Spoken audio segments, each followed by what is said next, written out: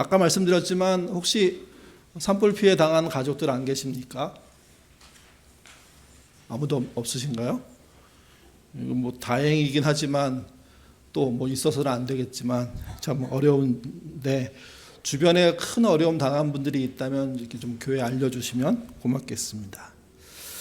3월 22일 오전에 발생한 의성 산불은 뭐 어제 저녁까지 제가 본 뉴스에 의하면 30명이 사망하고 축구장 한 6만 3천 개 정도의 넓이를 태웠답니다. 그 사진을 보면 매우 끔찍합니다. 그 사진들이 막 곳곳에서 올라오는데 뭐 이렇게 볼 때마다 와, 이게 뭐야, 어떻게 하는 소리가 저절로 나올 정도로. 올해의 산불 피해가 다른 해보다 심하다, 뭐 이런 얘기를 하게 되죠. 근데 그 원인으로 등장하는 것이 소나무입니다. 동해안 산불 때도 그랬죠. 소나무가 가장 큰 문제라고. 근데 이번 산불도 그렇습니다. 소나무 조림을 원체 많이 해놨기 때문에 생기는 문제라는 거죠. 왜 소나무가 이렇게 이 땅에 많게 됐을까? 여러 가지 생각을 하다가 애국가에도 있지 하는 생각을 했습니다. 뭐 애국가에서 소나무를 빼자는 뜻이 아니라 소나무를 우리가 그만큼 소중하게 생각하고 있지. 물론 뭐 산에 심겨진 모든 소나무가 우리가 생각하는 소나무는 아닙니다. 그렇지만 소나무에 대한 어떤 기상, 이상, 여러 가지를 우리가 교육받았고 또 노래로 부르고 애국가로 생각하고 있으니 소나무를 심는 건 대단히 자연스러워 보이기도 합니다. 근데 문제는 불이 나면 이게 만만치 않은 재앙이 된다는 겁니다. 이런 문제를 산림청이 몰랐을까? 우리가 지난해인가요? 최병석 목사님 초대해서 1, 2부 설교 듣고 특강 들으면서 소나무만 심고 있는 산림청의 문제에 대해서 자세히 들었습니다. 그분은 그거 빨리 깨지 않으면 이 땅이 다 불탈 거라고 그렇게 되게 무시무시한 얘기까지 남기고 가셨는데, 그분의 걱정은 그 소나무를 심는 것이 처음에는 잘못된 정보 또는 국가적인 이상과 연결되어 있었다가 나중에는 기업과 산림 직원들의 연계 또는 야합, 이 문제라고 이렇게 얘기하고 있죠. 이게 문제가 됐다고 얘기한 지가 오래됐습니다. 근데 지난 10년 동안 소나무를 심는 양의 수는 1.5배가 늘었답니다. 그러니까 벌거숭이 산을 신속하게 푸르른 숲으로 만드는 데는 도움이 되는데 숲을 건강하게 유지하는 데 소나무는 재앙이라는 거죠. 비슷한 일이 2017년 포르투갈에서도 있었습니다. 100명 사망했고요. 50헥타르, 하나 1헥타르가 3,000평이니까 축구장 1개 정도 크기 되거든요. 축구장 50만 개가 불탄 산불입니다. 당시 포르투갈은 농촌 인구들이 대거 줄어들면서 산림 관리가 쉽지 않았습니다. 대기업들이 펄프를 생산하겠다는 생각을 가지고 포르투갈 정부와 연계해서 그 나무 심는 것을 했죠. 그래서 토종 나무들을 많이 베어내고 거기다가 펄프를 생산할 때 아주 유리한 유칼립투스 나무를 심기 시작한 겁니다. 문제는 유칼립투스도 소나무처럼 불에 약합니다. 불에 약하다는 표현이 맞는지는 모르겠지만 불이 한번 붙으면 기름 부은 것처럼 탑니다. 결국 2017년에 산불이 났고 그로 인해서 축구장 50만 개 넓이의 포르투갈 국토가 완전히 불탄 겁니다. 아마 그 당시에 그 외신을 통해서 소식을 들은 사람도 계시겠지만 우리는 다 잊어먹었죠. 포르투갈 토종나무는 굴참나무라고 합니다. 그러니까 유칼립투스 나무를, 굴참나무 같은 토종을 다 베내고 유칼립투스 나무를 심고 그래서 마을이 새로 이렇게 이제 조성이 됐는데, 산이 조성이 되고 했는데 산불 나 보니까 토종나무가 신기한 일들을 한 겁니다. 같이 한번 이렇게 그 사진을 한 장 보시죠. 이게 한 마을의 그 산불 이후의 사진인데 산 위가 다 타지 않았습니까? 그러니까 유칼립투스 나무가 있는 거고요. 그 앞쪽에도 타서 그 마을 쪽으로 다가가다가 불이 끊긴 겁니다. 근데 마을 집 몇 채가 있고 그 뒤에 있는 푸르른 나무들이 그게 굴참나무라는 토종나무랍니다. 그러니까 화렵수이기도 하고 물을 많이 품고도 있어서 불이 아무리 거세도 적정량의 방화림을 형성하면 못 넘어오는 거죠. 그래서 이 장면이 찍히고 난 다음에 포르투갈 또 유럽에서 우리들의 조림 정책이 괜찮을까 하는 생각들을 하게 되고 그때부터 개선에 대한 이야기들이 많이 있다는 거죠. 그러니까 숲이 왜곡되고 건강치 못하면 재앙이 된다는 겁니다. 숲은 스스로 불을 막아낼 수 있는 어떤 그 태생적으로 유전적인 어떤 것을 갖고 있답니다. 그때의 핵심이 무엇이냐? 나무들이 섞여서 자라는 겁니다. 그러니까 침엽수만 있거나 화렵수만 있는 게 아니라 서로 섞이고 큰 나무만 있거나 작은 나무만 있는 게 아니라 서로 섞여서 그들이 자연의 조화를 만들어내면 자연 방화림도 된다는 거죠. 그러니까 건강한 숲이 재앙을 막습니다. 이런 일은 우리나라에서도 비슷하게 일어났습니다. 좀 다른 양상이긴 하지만 산불로 인해서 소나무 숲들이 다 타고 갔을 때 화렵수를 집 주변에 심은 집들은 살아남은 겁니다. 다음 사진도 한 장 보여주시면요. 이건 우리나라 사진입니다. 집 한 채가 있고 그 뒤에 화렵수가 심겨져 있고 그 뒤에 침엽수가 심겨져 있고 소나무가. 그래서 소나무 지역은 완전히 탔고 침엽수 지역은 조금 탔고 그 다음에 화렵수는 그대로 남아있고 앞에 집이 한 채 있는 거죠. 이런 사실에 대해서 누누이 최병성 목사님 이야기를 들으면 알렸답니다. 그래서 당장 전체를 바꿀 수 없으니까 마을과 집 주변 한 100m 정도를 정해서 거기다가 화렵수를 심고 또는 우리의 토착나무들을 심어서 안전하게 좀 하자. 그런데 그 말은 비전문가가 한 말이기 때문에 못 듣는다는 게 우리 산림청의 생각이라는 거죠. 건강한 숲은요, 호남림입니다. 섞여 있어야지 건강하다는 겁니다. 권력자들의 생리는 잘 변하지 않는 것 같습니다. 자기 이득을 위해서라면 온갖 불법 또 재앙까지도 이렇게 닥쳐오게 하는 거죠. 현대보다 고대가 훨씬 심합니다. 오늘 본문은 바울이 3차 전도 여행을 마치고 난 이후의 이야기입니다. 3차 전도 여행을 마친 시점을 보통 주후 58년경이라고 얘기하는데 예수님이 승천하신 지 25년이 지난 시점입니다. 바울 일행이 예루살렘을 방문하게 되었습니다. 이 소식을 들은 유대 극렬주의자 구구에 해당하죠. 그들이 암살을 계획합니다. 바울을 암살하려고 했던 이유는 간단합니다. 원래는 같은 편이었는데 어느 날 변절했기 때문입니다.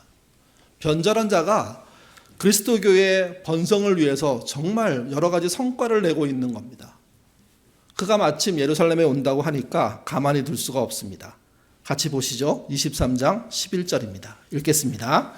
그날 밤에 주께서 바울 곁에 서서 이르시되 담대하라. 내가 예루살렘에서 나의 일을 증언한 것 같이 로마에서도 증언해야 하리라 하시니라. 주께서 하나님께서를 말합니다. 밤에 이게 음성을 들은 이야기인지 환상 속에 들은 환상에서 이한 이야기인지 정확하지는 않습니다. 어쨌든 제가 사도행전을 말씀드리면서 하나님이 말씀하셨다, 환상을 보여줬다 하는 것이 우리가 느끼는 꿈, 우리가 느끼는 여러 가지 체험과 많이 다르다는 이야기를 강조해 드렸습니다.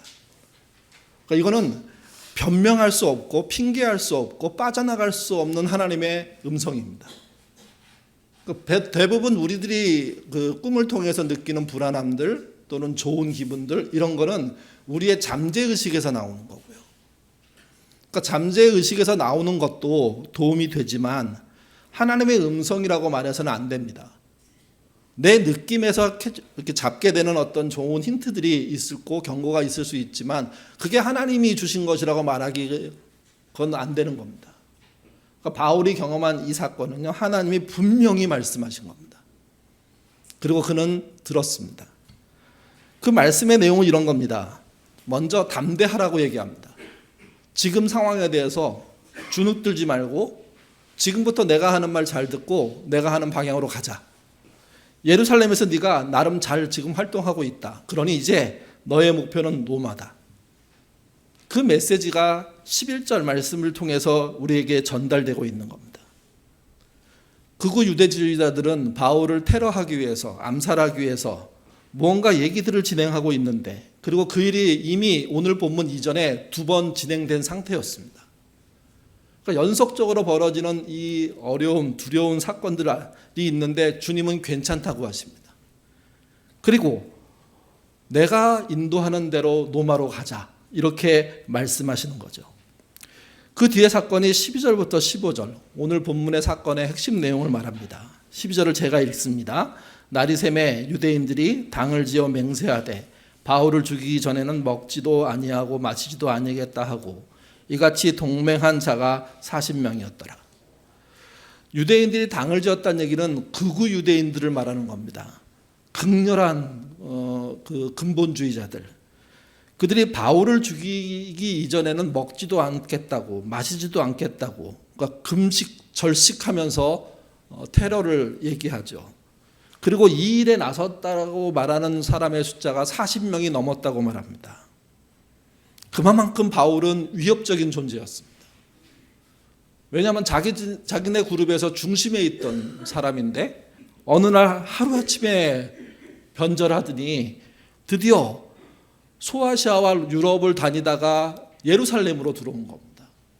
그러니까 이 인간을 죽이면 그러면 반전이 있겠구나. 그들은 그렇게 생각하고 맹세합니다. 근데 중요한 게 이겁니다. 여기 들어있는 맹세란 뜻입니다. 이 맹세는 그냥 다짐 정도가 아닙니다. 이 맹세를 어기면 자신이 죽임을 당해도 좋다는 뜻입니다. 또는 자결하겠다는 뜻입니다. 그러니까 얼마나 미웠으면, 얼마나 자기의 신념이 강력했으면, 얼마나 명분이 뚜렷했으면 이토록 생명까지 버릴 마음으로 이런 일들을 하겠다는 사람이 한 명도 아니고 40명이나 됐을까요? 근데 문제는 이겁니다. 바울은 하나님의 인도를 따라가고 있고 이들은 자신의 민족이 믿고 있는 종교의 신념을 따라가고 있는 겁니다. 또는 자신의 출세를 위한 도전을 하고 있는 겁니다. 14절은 또 이렇게 말합니다. 대제사장들과 장로들에게 가서 말하되 우리가 바울을 죽이기 전에는 아무것도 먹지 않기로 굳게 맹세하였으니. 대제사장을 찾아가는 행동, 장로를 찾아가는 행동은 사도행전 8장에 바울이 했던 행동입니다. 바울이 그리스도인들을 잡아 죽이기 위해서 출정을 나갈 때, 원정을 나갈 때 공의회를 찾아가고 대제사장을 찾아가고 장로들을 찾아가서 공문서를 원했잖아요. 그 공문서를 가지고 사방 회당을 돌아다니면서, 외국 회당을 돌아다니면서 자신의 일을 하겠다고 아주 결기 있게 요청했던 사건이 동일하게 겹칩니다. 유대 권력자들의 인주를 받아서 하겠다는 겁니다. 결국은 그게 공권력을 사용하겠다는 뜻도 되고 국가 권력이 눈을 감아주겠다는 말도 되는 거죠. 극렬분자를 그들의 국가가, 그들의 종교가, 그들의 권력자들이 품고 그들을 배후 조종하는 모습을 보여주는 장면입니다. 어떻게 또 진행됐을까요? 15절은 같이 읽겠습니다. 이제 너희는 그의 사실을 더 자세히 물어보려는 척하면서 공회와 함께 천부장에게 청하여 바울을 너희에게 데리고 내려오게 하라. 우리는 그가 가까이 오기 전에 죽이기로. 대제사장과 장로들에게, 이건 주로 종교적인 영역인데 거기로부터 공식적인 허락을 받는 그들이 이어서 어디에 허락을 받기를 원했냐면 공회, 우리로 치면 국회, 천부장, 우리로 치면 군부, 거기와 결탁해서 바울을 이렇게 압송할 때, 바울을 잡아서 들어올 때 어느 길, 어느 지점에서 매복해 있다가 죽이겠다, 암살하겠다는 얘기를 한 겁니다. 그러니까 이 일이 극우의 입장에서는 착착 진행되고 정말 손발이 맞고 모든 권력이 집중해서 하는 일이기 때문에 아마 이들은 대단히 신났을 겁니다. 문제는 이겁니다. 이 행동이 하나님이 원하시느냐 이렇게 질문을 던지면 할 말이 없는 상태가 되는 건데, 그럼에도 불구하고 이 극렬분자들은 마치 하나님이 자신들에게 위임행해 준 것처럼 국가 권력과 그 국회 권력과 또 군부 권력이 임해 주는 것처럼 착각하면서 이 일들을 하게 되는 거죠. 여러분, 이들의 행태가 이 시점으로부터 12년 지난 다음에 이스라엘이 망하는 원인이 됩니다. 부정하고 타락한 정권, 종교가 결국은 하나님의 뜻에 의해서 돌 위에 돌 하나 남지 않고 예루살렘 자체가 완전히 파손돼 버리죠. 그러니까 그들은 그걸 모르고 당장의 이익, 출세, 성공을 위해서 또 누군가 하나를 잡으면 상황이 역전된다는 판단 때문에 그런 일들을 저지르고 있는 겁니다. 그 다음 이야기는 어떻게 진행됐을까요? 바울을 암살하는 그 계획 잘 됐을까요? 16절 같이 읽겠습니다.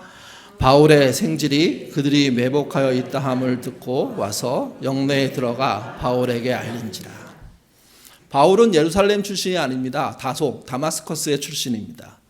거기서 태어나서 예루살렘으로 유학 갔습니다. 예루살렘에 유학 왔을 때 자신의 친족들이 그쪽에 예루살렘에 살고 있었죠.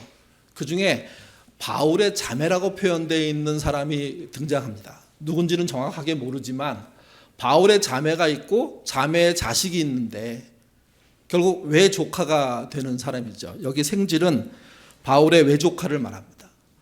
그 바울의 외조카가 이 말의 표현에 따르면 우연히 바울 암살 계획을 듣게 됐고 그 소식을 알려줌으로 말미암아 바울이 암살당하지 않게 됐다는 이야기입니다.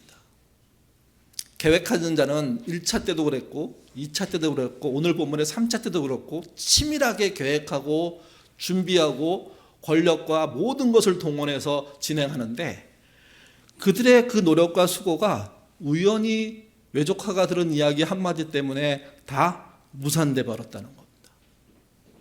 그래서 이것을 우연히 해결됐다고 얘기할 수도 있지만 성경의 여러 가지 이야기를 보시는 것에서 우리가 알게 되는 건 뭐냐면 사람의 우연이 하나님의 필연인 경우도 있다라는 이야기를 그래서 하게 되는 겁니다. 우리들 안에 우연히 벌어진 일 같지만 하나님은 필연적으로 막으시고 계시다는 것을 보여주는 사건이라는 거죠. 사건은 이 정도에서 끝났어야 됩니다. 그런데 여러분 그렇지 않습니다. 한번 극우의 대열에 들어선 사람들은 포기하지 않습니다. 물론 다른 진영에 있는 사람들이 포기한다 그런 뜻도 아닙니다. 사람이 근본적으로 자기가 신념을 갖기 시작하면 절대로 물러서지 않는 그런 마음이 생기죠. 그 마음을 이길 수 있는 정확한 진리와 잣대가 없으면 무너지는 겁니다. 그러니까 대다수의 사람들이 한 번 먹은 마음을 끝까지 이어가려고 합니다. 이들도 그렇습니다. 같이 보시죠. 사도행전 24장 27절부터 25장 3절입니다. 같이 읽겠습니다. 이태가 지난 후 보르기오 베스토가 벨릭스의 소임을 이어받으니 벨릭스가 유대의 마음을 얻고자 하여 바울을 구류하여 두니라. 베도스가 부임한 지 3일 후에 가이사라에서 예루살렘으로 올라가니 대제사장들과 유대인 중 높은 사람들이 바울을 고소할세 베스도의 호의를 바울을 예루살렘에 옮기기를 청하니 이는 길에 매복하였다가 그들을 죽이고자 함이니라. 이태가 지났다는 건 세월이 2년 이상 지났다는 뜻입니다. 총독이 바뀌고 총독은 유대인들의 권력자들에게 나름 타협하고 자기의 권력을 잘 사용하기 위한 그런 조치들을 하면서 하나의 명백한 일을 했는데 그게 바울을 구류한 겁니다. 바울이 그들에게 적임을 알았고 그 바울을 구류하면 잡아들이면 그들이 좋아할 것이라고 생각한 거죠. 그리고 그 소식이 유대 극렬주의자한테 들렸는데 그들은 2년 전이나 다름이 없었습니다. 바울을 죽이고 싶은 겁니다. 그래서 2년 전에 세웠던 세 번째 암살 계획을 다시 재실행합니다. 바울을 압송해서 예루살렘으로 이송하게 만들고 중간에 암살하려고 그들이 시도를 계획하는 거죠. 이 본문에서 여러 가지 핵심을 있지만 제가 보고 싶은 핵심은 세월이 2년 흘렀다는 겁니다. 2년이면 365일이 2번입니다. 730일이 되겠죠. 주로 따지면 52주가 2번입니다. 104주가 됩니다. 유대인은 절대 안식일을 빼먹지 않습니다. 그날 쉬면서 회당에 모여서 예배합니다. 2년 동안 회당의 예배 모임이 104회 진행됐습니다. 유대인은 일주일에 한 번 정도 금식합니다. 금식도 지난 2년 동안 104회 이상이 진행된 겁니다. 유대인은 하루에 3번, 많은 경우 5번이라는 얘기도 있는데 적게 3번 잡으면 그들이 2년 동안 2190번 기도했습니다. 잠깐 눈 떴다 밥 먹는 그런 식사 기도가 아니라 그들의 절차에 따라서 꽤 긴 시간 동안 자리를 펴고 무릎을 꿇고 예루살렘을 향해서 기도했던 겁니다.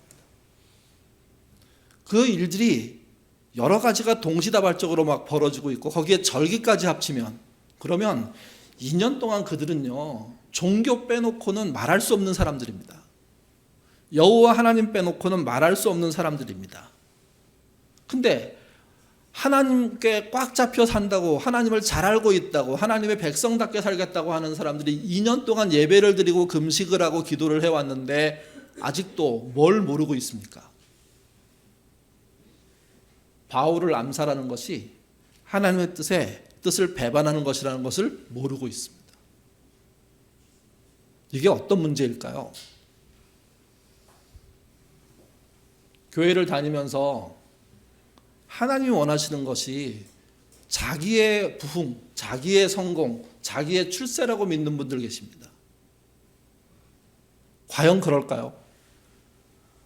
물론 하나님은 여러분 한 분 한 분을 소중하게 생각하시고 여러분이 번영되기를, 성장하기를, 성숙하기를 원하십니다. 잘 되기를 원하십니다. 근데 그것이 하나님이 오직 이 땅에 존재하는 목적이 자기를 믿는 사람들의 성공을 위한 것이라고 믿으시면 착각하는 겁니다. 큰 실수하는 겁니다. 하나님이 원하시는 것은 성경에 여러 번 반복해 나옵니다. 당신의 영광입니다. 당신의 영광을 위해서 모든 사람들과 한 약속들을 지키시는 겁니다. 그 약속에 이르는 영광, 그것의 핵심은 그분의 뜻이고 그 뜻은 이 땅에 공평과 정의입니다. 개인의 출세와 성공이 아니라 공평과 정의를 통해서 개인을 보호하고 복지를 만들어가고 더불어 함께 사는 세상을 하시겠다는 게 당신의 뜻입니다. 그런데 그 뜻을 우리 민족과 우리 가족과 나 자신으로 축소시켜서 나 자신을 방해하고 나의 가족을 방해하고 우리 민족을 방해하는 모든 것을 적삼아 전쟁을 벌이는 삶, 거기에 하나님이 동의하지 않으신다는 거죠. 한국의 많은 교인들이 사실은 하나님을 여기 나와 있는 극우 유대인처럼 믿는다고 생각합니다. 자기를 위해서는 같이 믿는 동료까지도 희생시키는 분이 하나님이라고 생각하는 서슴지 않는 예정놈들이 판치는 게 우리의 신앙 아닙니까?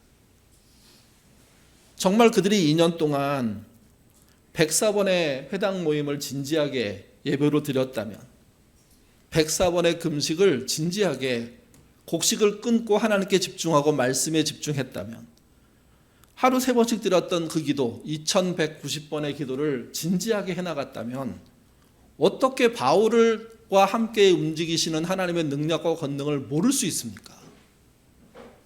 알 수밖에 없죠. 알지 않으면 안 되는 거죠, 사실은요. 그래서 지난 오랜 시간 동안 바울을 죽여야지 이렇게 생각했던 믿음을 가지고 살았다가 진지하게 기도하고 금식하고 예배드리다가 이거 아니지 않아?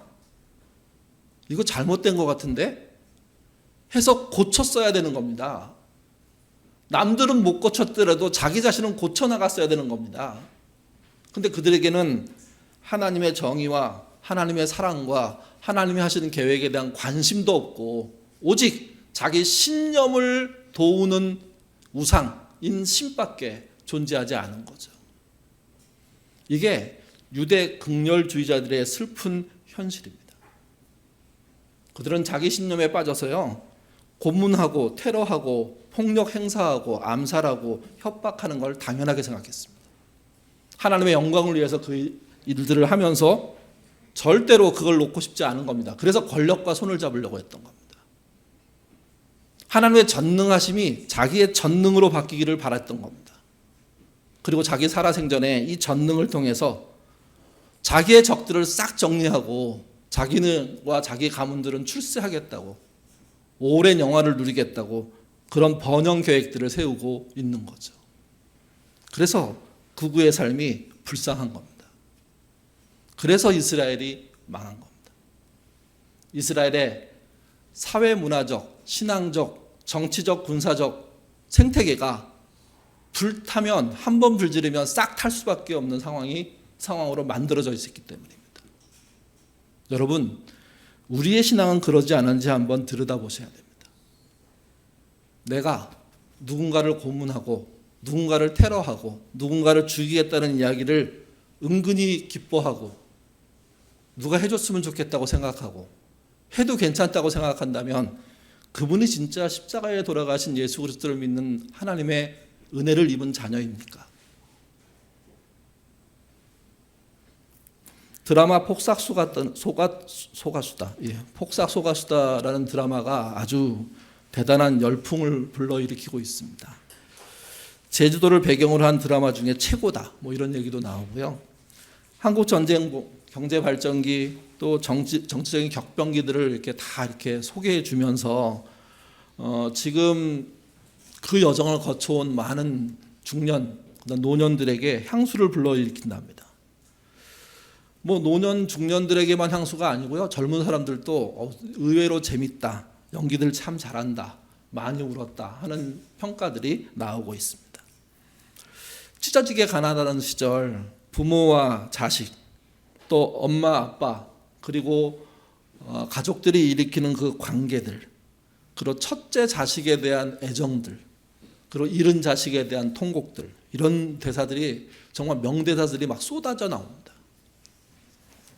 작가가 누군지 굉장히 궁금합니다. 얼굴 없는 작가라고 하긴 하던데요. 저는 처음에 이분은 최소한 한 90은 되셨겠다 이렇게 생각했습니다. 너무 디테일하게 많은 내용을 알고 있어서. 근데 또 들리는 소문에 의하면 40 좀 넘었다, 여자분이다, 이런 얘기도 있더라고요. 제가 다 완전히 다 섭렵한 건 아니지만 이렇게 보다가 되게 마음속에 동의되면서 나름 감동을 받고 이거구나 하는 대사가 하나 있습니다. 설교 안에 또 본문에 이렇게 띄어 올릴 건데요. 대사기 때문에 이렇게 시처럼 끊어놨습니다. 실제 그 대사에 읽는 속도도 굉장히 천천히 읽기 때문에 여러분 이 대사 이미 아시는 분도 계시겠지만 한번 같이 읽어보죠. 읽겠습니다. 세상이 다 알아도 엄마 아빠만 모르면 돼. 부모는 모른다. 자식이 가슴에 옹이가 생기는 순간을 알기만 하면 다 막아줄 터라. 신이 모르게 하신 옹이 없이 크는 나무는 없다고 모르게 하고 자식이 옹이 아버지의 가슴에 구멍이 될 것을 알아서 쉬쉬하게 한다. 전능하지 못한 부모들은, 가난한 부모들은, 어려운 시절을 잘 배우지 못한 부모들은 사실은 자식에게 미안한 그 마음 때문에 평생을 헌신하고 희생해 온 게 사실입니다. 그들에게 가장 큰 고통이 이 대사를 통해서 알 수 있는 게 무엇이냐? 자식의 고통입니다.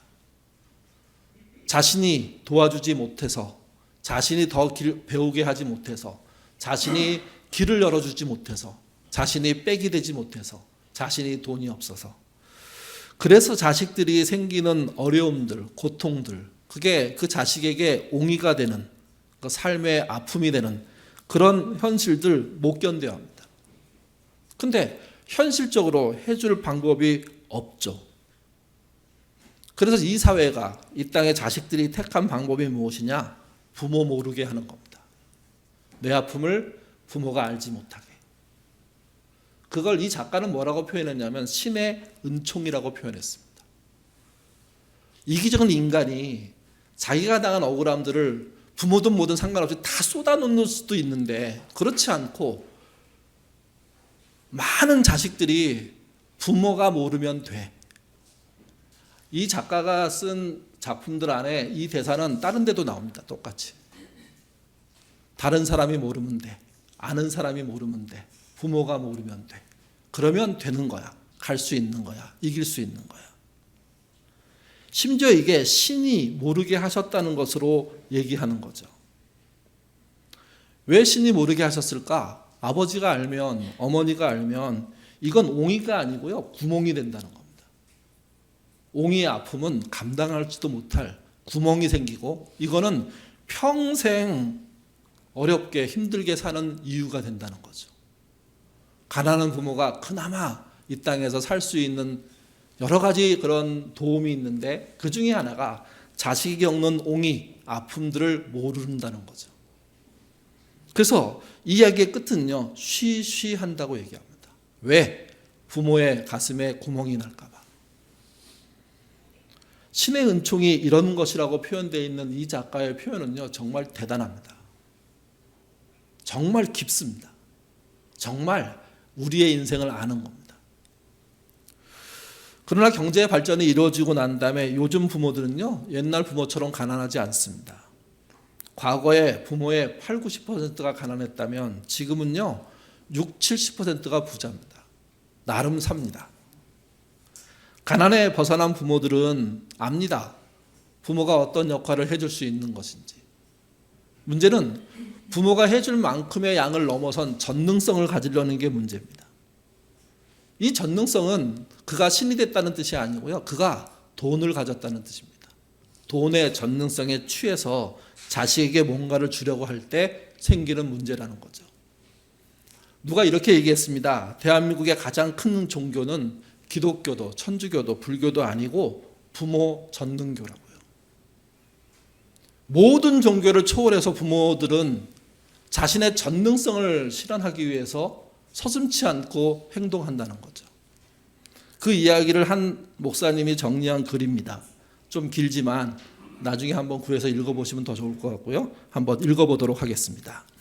부모 전능교가 말하는 부모는 국어, 수학, 영어 등의 자녀의 학업을 좌우하는 선생님이며 자녀의 뇌와 몸의 건강을 지키는 영양사임이죠. 자녀에게 딱 맞는 진로를 찾아주는 컨설턴트이며 자존감을 높여주는 상담가인 동시에 부자가 될 수 있게 도와주는 펀드 매니저다. 자녀에게 필요한 모든 것을 가능하게 할 수 있다는 존재다. 따라서 자녀에게 일어나는 모든 일은 부모의 책임이다. 자녀가 좋은 성적을 받지 못하는 것도, 자존심 낮은 것도, 친구를 잘 사귀지 못하는 것도, 키가 작거나 체력이 약한 것도, 진로를 정하지 못하고 이랬다 저랬다 하는 것도 모두 부모가 충분히 노력하지 않아서 벌어진 일이다. 이 모든 역할을 완벽하게 수행하기란 불가능하기에 부모 전능교를 따르는 부모의 책임감에서 벗어날 수가 없다. 부모가 전능성을 가지면, 돈에 의해서 전능성을 가지면 더 자유로워지고 더 능력을 발휘할 것 같지만 결국은 또 한계에 부딪혀서 무능함을 느끼게 된다는 이야기입니다. 그런데 이 전능성을 갖고 싶어하는 부모들이 아주 많은 시대가 지금이라는 거죠. 이 글의 주인공도 그렇지만 또 뭐 드라마도 그렇지만 또 성경의 이야기도 그렇지만 제대로 된 부모는 전능감을 가질 수 있을까? 아니라고 얘기합니다. 전능감을 가질 수 있는 조건이 된다고 하더라도 그걸로 인한 전능감을 갖는 것을 거부할 줄 아는 지혜, 용기, 노력, 도전이 있는 게 진짜 부모가 되는 길이라는 겁니다.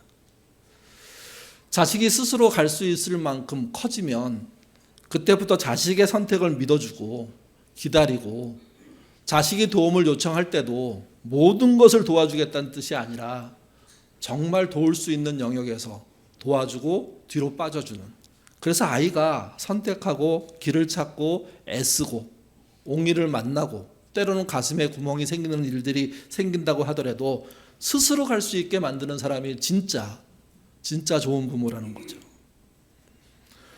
그래서 좋은 부모는요, 돈으로 안 됩니다. 능력으로 해낼 수 없습니다. 지식으로 되는 거 아닙니다. 돈보다 진심입니다. 위탁보다 지경입니다. 잠깐이 아니라 함께 오래 동행해야 됩니다. 믿어줘야 됩니다. 대부분 이 믿어줌을 언제 깨닫는지 아십니까?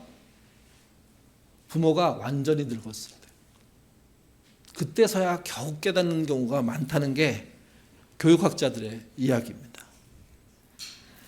그래야 뭘 막을 수 있냐? 자녀에게 임하는 재앙을 막을 수 있습니다.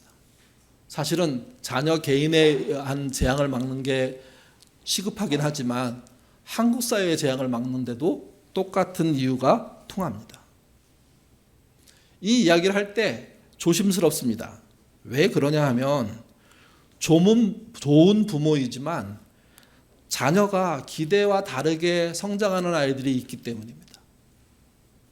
기대와 다르게 성실한 부모 밑에서 기대와 다르게 크는 아이들이 등장하는 걸 성실한 부모들은요 미치도록 힘들어합니다. 당연하죠. 내 새끼가 그러고 있으니까. 근데 여러분 그럴 수 있습니다. 신앙적으로 굉장히 뛰어났던 사무엘의 두 자식 생각해 보십시오. 나라 전체를 호령하는 영적인 지도자인데 그의 자식들은 사무엘도 못 막는 자식들이 실제 존재한다는 겁니다.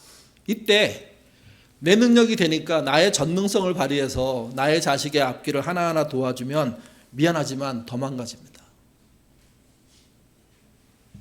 나는 열심히 살았는데 자식이 나와 멀리 떨어져 가는 것을 느끼고 보고 있는 부모님들, 여러분의 잘못만은 아닙니다. 잘못만은 아니라고 말씀드리는 이유는 무언가 계속 가장 오래 있었기 때문에 연결점이 있을 수는 있습니다. 근데 자녀가 만든 세상, 자녀가 만난 세상, 자녀가 살고 있는 세상이 다르기 때문에 그럴 수도 있다는 사실, 또 다른 요인들이 있다는 사실을 여러분 놓치지 않으셔야 됩니다. 어려우니까 지금 잘못 가고 있으니까 내 전능감으로 채워주리라. 그러면 더 망가지고 더 큰 문제가 생기는 거죠. 이때 가장 하지 말아야 될 것은요, 돈과 권력의 위력을 보여주는 겁니다. 돈 위력이 아니라 하나님 앞에 무릎 꿇으십시오. 돈이 만들어준 전능감이 아니라 부모이기에 사랑한다는, 무릎으로 사랑한다는, 마음과 최선을 다해서 사랑하고 있다는 그것을 보여주셔야 됩니다. 돈으로 만들어주면 지금은 잘 되고 그래서 해결될 수도 있을지 모릅니다. 근데 여러분 나중에 계속 이게 가중되면 재앙으로 한꺼번에 날아갑니다. 하나님께 두 손 들고 항복하십시오. 이거는 자녀가 잘 되고 있던 못 되고 있던 상관없이 모든 부모가 그렇게 해야 됩니다. 절대로 돈의 전능감을 사용하지 않겠다고 하나님께 기도하십시오.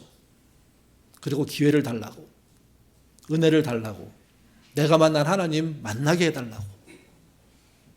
아이한테 강요하지 않지만 그러나 하나님께는 떼써야 되고 하나님께는 이거 안 하시면 안 된다고 말씀해야 되고, 이 일을 하루 이틀이 아니라 2년, 3년, 10년 해나가는 것이 부모가 끝까지 해야 될 일들입니다. 은혜가 있을 겁니다. 그걸 통해서 깨닫게 되는 게 있을 겁니다. 그걸 통해서 하나님의 마음을 알게 될 것이고, 세상에 전능성을 가질 수 없는 부모들이 얼마나 큰 고통을 당하고 있는지 보게 될 것입니다. 그들의 마음을 알게 되면 여러분도 살고 여러분의 자녀도 살게 되는 겁니다. 근데 나의 전능성으로 나의 자식에게 남들은 해주지 못하는 더 큰 것을 해주겠다고 덤벼드는 순간 나중에 그 돈은요 재앙이 됩니다. 은혜를 간구하시고 무릎을 꿇으시고 그래야 재앙을 막을 수 있는 겁니다. 산불의 재앙도 그렇고 고대 사회의 바울 암살의 문제를 통한 이스라엘의 재앙도 그렇고 현대사회 대한민국의 재앙도 동일합니다. 부모가 전능성을 내려놓고 하나님 앞에 한 인간으로서 부족함을 얘기할 때, 기도할 때 길이 열리는 것처럼 모든 시대와 시대를 초월해서 정치, 문화 모든 것을 초월해서 실제 인간의 전능성이 내려놓아질 때 길이 열리게 됩니다. 전능성을 갖고자 하는 목표를 취소하시고 전능성을 발휘하는 사람들을 멀리하십시오.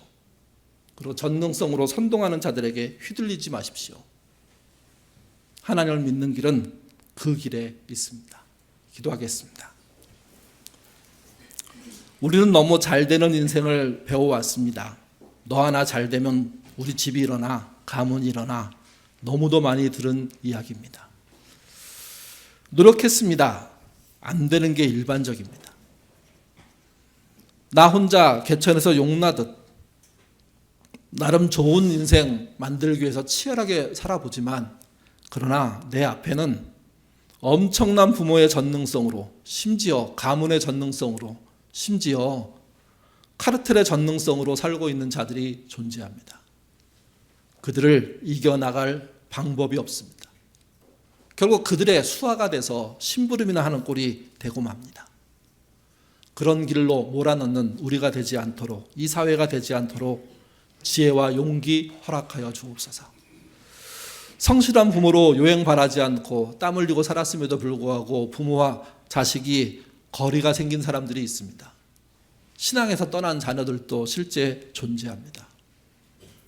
부모가 꼭 잘못해서 벌어진 일은 아닐 겁니다.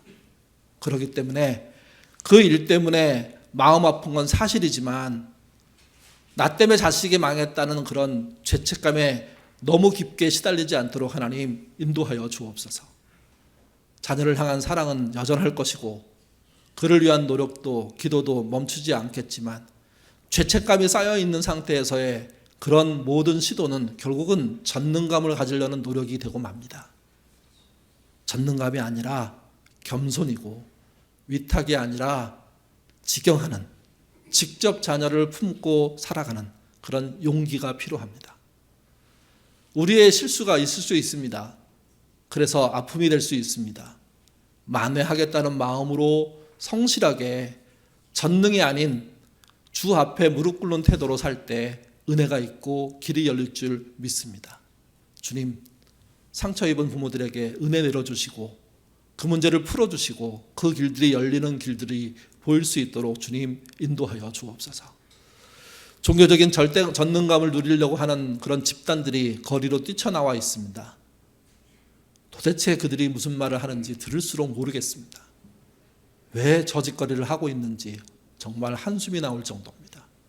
내가 믿는 하나님은 그런 분이 아니고, 나의 주님은 그 십자가를 그런 이유 때문에 진 것이 아닌데, 더 큰 권력을 쥐고자 하는 그 몸부림에 그들이 갖고자 하는 전능성이 결국 이 사회를 망가뜨리겠구나, 망하게 하겠구나, 많은 사람들이 선동당하면 대한민국이 사라질지도 모르겠구나 하는 위기의식을 느끼게 됩니다.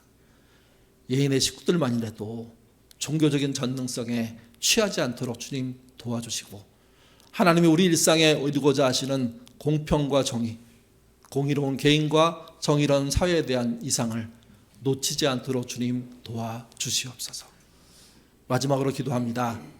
우리 교회도 우리가 갖고 있는 신념이 전능하지 않기를 원합니다.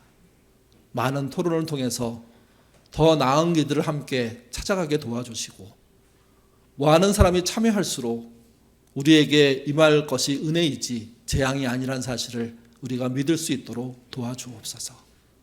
우리의 잘못된 전능성이 우리에게 재앙이 되고, 우리 국가에 대한 잘못된 전능성이 나라의 재앙이 됨을 잊지 않게 하시고, 그 재앙이 될 요소들을 믿음 안에서 제거하는 신자 되도록 도와주시옵소서.